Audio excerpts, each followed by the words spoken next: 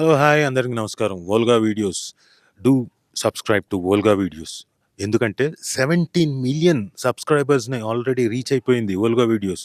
Hi hello welcome to Volga videos. నేను హారతి. ఈ రోజు మనతో పాటు మన స్టూడియోలో దూరదర్శన్ విజయ దుర్గ గారు. ఆవిడ పేరు విజయ దుర్గ అయినప్పటికీ దూరదర్శన్ అనే దాన్ని ఆవిడ ఇంటి పేరుగా చేసుకున్నారు. దూరదర్శన్ అంటే విజయ దుర్గ అంటే దూరదర్శన్ అనేలా మారుమోగిపోయింది ఆమె పేరు. అయితే ఆ రోజులలో దేశ నలుమూలలా ఎలాంటి పరిస్థితులు ఉన్నా పేపర్ రేడియో ఉన్నప్పటికీ ఆవిడ వచ్చి ఆవిడ మాటల్లో చెప్తే వినాలి అని ఎంతో మంది ఎదురు చూసేవాళ్ళు. అంతేకాదు ఇదంతా మగవారు ఆ పెద్దలు దీనికోసం వెయిట్ చేస్తూ ఉంటే ఆమె కట్టుకునే చీర కోసం, ఆమె పెట్టుకునే బొట్టు కోసం, ఆమె వేసుకునే నగల కోసం ఆడవారందరూ వెయిట్ చేసేవాళ్ళు. అంత చక్కగా ఉండేది ఆమె కట్టుబొట్టు.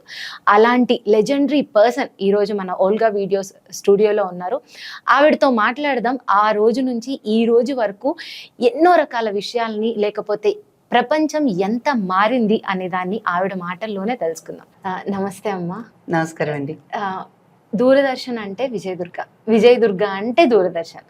అలాంటి పేరు మీరు తెచ్చుకోవడానికి, లేకపోతే జీవితంలో అలాంటి ఒక పేరు రావడానికి ఎంతో కృషి చేయాలి.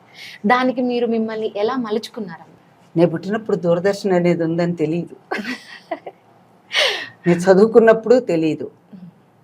తర్వాత నేను డిగ్రీ చేసిన తర్వాత ఉద్యోగం చెయ్యాలి అనే ఒక సంకల్పం కలిగినప్పుడు ఉద్యోగ అన్వేషణలో ఉన్నాను. చాలా ఉద్యోగాలు వచ్చినాయి నాకు. బట్ ఇంట్లో మా అమ్మగారికి ఇష్టం లేదు.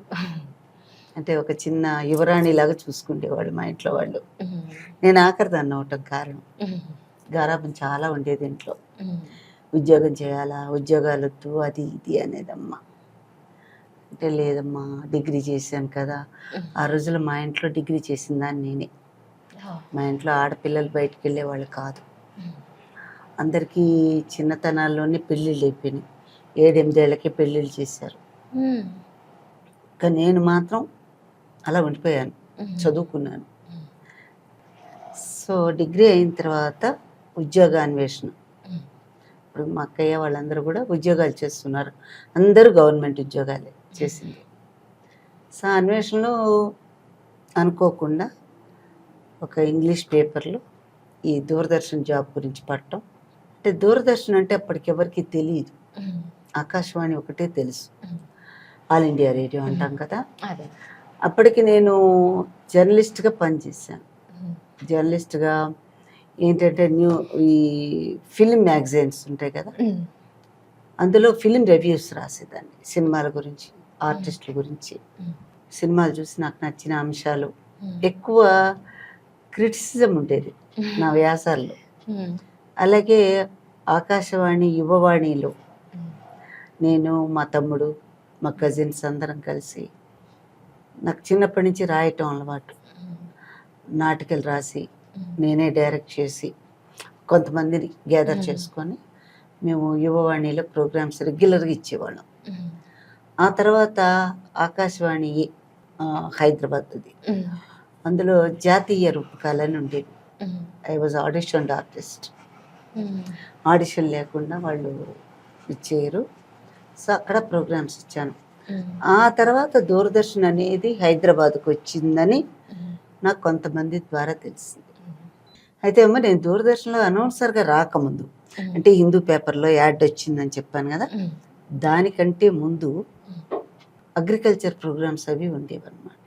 వాళ్ళే ఎవరో వచ్చి నన్ను అడిగారు, విజయదుర్గ ఇట్లా వ్యవసాయదారుల కార్యక్రమం ఉంది, అందులో నువ్వు ఒక ½ అవర్ స్కిట్, ½ అవర్ మాట్లాడాలి అని చెప్పి. అలాగేనండి అన్నాను. అన్నాక నేను ఎస్బీఐలో పనిచేస్తారు పార్వతి గారిని, ఆవిడ వెళ్ళామన్నమాట. వాళ్ళు పెద్ద స్క్రిప్ట్ ఇచ్చారు నాకు. అందులోనూ ఈ పంటలకి వేస్తారు కదా పెస్టిసైడ్స్ అన్ని, వాటి పేర్లు.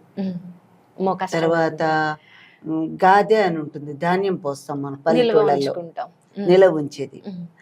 అది ఎన్ని అడుగులు ఉండాలి, ఏమిటి, ఏ ప్రమాణంలో పొయ్యాలి, ఇవన్నీ అనమాట. అసలు నాకు నాలెడ్జ్ లేనే లేదు. నేను ఇటు ఫైన్ ఆర్ట్స్, నా గ్రూప్ అంతా కూడా special Telugu, history, fine arts, ఇవి నా గ్రూప్లో. నాకు ఈ పెస్టిసైడ్స్ ఇవి ఏమీ తెలియవు. సో స్క్రిప్ట్ తీసుకున్నాను, మొత్తం నాదే అనమాట. బియ్యం పోసి చాట్లో చెరగమన్నారు, నాకు చెరగటం అంటే ఇంట్లో యువరాణిలా పెరిగారు ఇంట్లో నన్ను పొయ్యి దగ్గరికి కూడా రానిచ్చేవాళ్ళు కాదమ్మా. ఎప్పుడు ఏ పని చేయనిచ్చేవారు కాదు మా అమ్మ. ఒకవేళ పొరపాటు నేను చేయబోతే మా నాన్నగారు కేకలు వేసేవారు మా అమ్మని, అంత పని చేయిస్తావా అని. అంటే మా నాన్నగారికి అంత గారాబం, నన్ను చూసి చూడు నా కళ్ళమ్మ నీళ్ళు వస్తున్నాయి వాళ్ళిద్దరిని తలుచుకుంటే. అంత గారాబంగా చూశారనమాట. సో అయ్యేటప్పటికి చాటలో చెరగాలి, నువ్వు చెరుగుతూ మాట్లాడాలి అన్నారు. నాకు చెరగటం రాదండి అన్న. రమణీస్ అన్నవాళ్ళని ఆవిడ ప్రొడ్యూసర్, ఫస్ట్ ఆవిడ పిలిచి ఇచ్చారు ప్రోగ్రాము.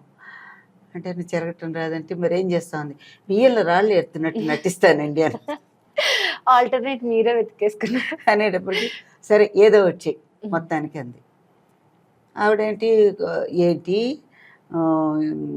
ఏంటి బియ్యం ఎత్తున్నావా అని ఆవిడ వస్తుంది. వచ్చాక అవును ఇలా మనం గాదెల్లో ధాన్యం నిల్వ చేసుకుంటాం కదా అని అప్పుడు ఈ ఎరువుల పేర్లు ఇవన్నీ చెప్పుకుంటూ రావాలన్నమాట. క్లోరిపైరిఫాస్ ఏవేవో ఉన్నాయి. ఇప్పుడు చిన్నపిల్లలు నీలాగే, అందుకని గబగబా చెప్పుకుంటూ వెళ్ళిపోయాను.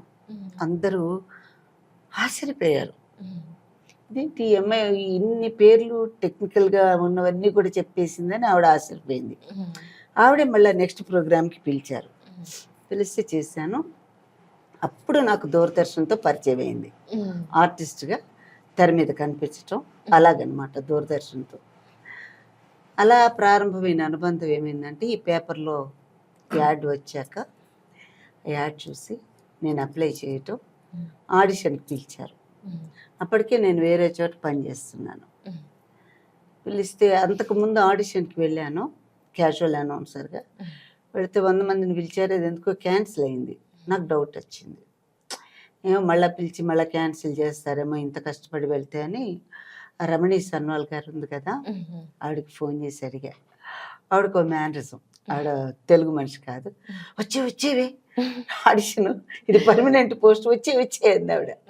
సరే ఆవిడ చెప్పారు కదా అని చెప్పి, అంటే యాక్చువల్గా నేను సరదాగా మాట్లాడుతున్నానమ్మా, సీరియస్గా మాట్లాడితే అది సీరియస్గా మాట్లాడే తత్వం కూడా కాదు నాది.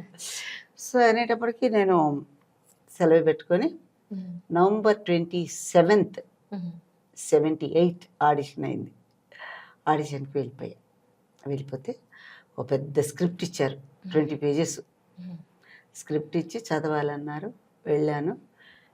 మరి అదేమిటో తెలియదమ్మా, భగవంతుడి ఇదే చెప్పుకోవాలి. నేను చూడకుండా చెప్పేసా కెమెరా ముందుకు వెళ్ళి. మేకప్ లేదు, ఏం లేదు, ఇట్లా ఒరిజినల్గా ఎట్లా ఉంటానో అట్లా వెళ్ళిపోయా. ఇప్పుడు అప్పట్లో మేకప్ గురించి నాకు నాలెడ్జ్ లేదు. అగ్రికల్చర్ దానికంటే ఆ ప్రోగ్రామ్ చేసిన దానికి మేకప్ వేసి ఒక పల్లెటూరు అమ్మాయిలాగా చేశారు. బాగా తెల్లగా ఉంది ఈ అమ్మాయి, కెమెరా ముందర ఇదైపోతుందంటే మళ్ళీ మేకప్ మ్యాన్ వచ్చి అదేదో నల్లటి రంగు పూసాడు, కొంచెం షేడ్ తగ్గి. అంటే పల్లెటూళ్ళలో ఈ ఎండాకాలం పనిచేస్తూ ఉంటారు కదా, అందుకని కొంచెం డార్క్గా ఉంటారు వాళ్ళు. మాలాగా నీడ పట్టును పెరిగేవాళ్ళు కొంచెం తెల్లగా ఉంటారు. సో అందుకని అమ్మాయి తెల్లగా ఉంది పనికిరాదంటే అప్పుడు నల్ల రంగు పూసారు. అదొకటే తెలుసు నాకు, ఇంకేది గుర్తులేదు. ఆడిషన్కి వెళ్ళినప్పుడు మేకప్ అది ఏం లేదు. కెమెరా ముందుకు వెళ్ళాను, కెమెరా చూస్తూ ఈ మొత్తం చదివేశాను. చదివేసి బయటకు వచ్చేసాను. ఇక్కడ ఒకసారి ఇట్లా అన్నా అనేటప్పటికి ఫ్లోర్ మేనేజర్ ఉన్నాడు అక్కడ, ఒకసారి చూసావమ్మా నువ్వు అన్నాడు. చూడకూడదండి అన్నా, నాకు తెలియదు కదా. తెలియదమ్మా అన్నాడు. సరే సాయంత్రం ఇంటర్వ్యూకి పిలిచారు, ఇంటర్వ్యూలో సెలెక్ట్ అయ్యాను. సెలెక్ట్ అయ్యాక December 30th నాకు ఆర్డర్ వచ్చింది. January 1st జాయిన్ అయ్యాను. జాయిన్ అయ్యాక అనౌన్స్మెంట్స్, అనౌన్సర్గా నన్ను ఎలా యాక్సెప్ట్ చేస్తారు, ఏ అనుభవం లేదు కదా, ఆకాశం నుంచి ఊడిపడ్డట్టు పడ్డాను. సరే మీరు ముందర వెళ్ళి అక్కడ అబ్జర్వ్ చేయండి, పైన అనౌన్సర్స్ ఉన్నారు. అప్పుడే క్యాజువల్ అనౌన్సర్తో రన్ చేస్తున్నారు. దూరదర్శన్ అనేది 77లోనే ప్రారంభమైంది. 79లో పర్మనెంట్ రిక్రూట్మెంట్. నేను మా కలీగ్ రోజారాణి గారు ఇద్దరం. శాంతి స్వరూప్ గారు వచ్చి న్యూస్ రీడర్, శాంతి స్వరూప్ గారు మిస్సెస్ రోజారాణి గారు. తర్వాత పెళ్ళయింది, వాళ్ళిద్దరు తర్వాత పెళ్లి చేసుకున్నారు. సో అట్లాగా నా ప్రస్థానం ప్రారంభమైంది. అబ్జర్వేషన్ అన్నారు, చూశాను. ఏముంది అబ్జర్వేషన్కి, ఎవరో చెప్తున్నారు చూశాను. తర్వాత సంక్రాంతి రోజు నా అనౌన్స్మెంట్స్ రికార్డ్ చేశారు.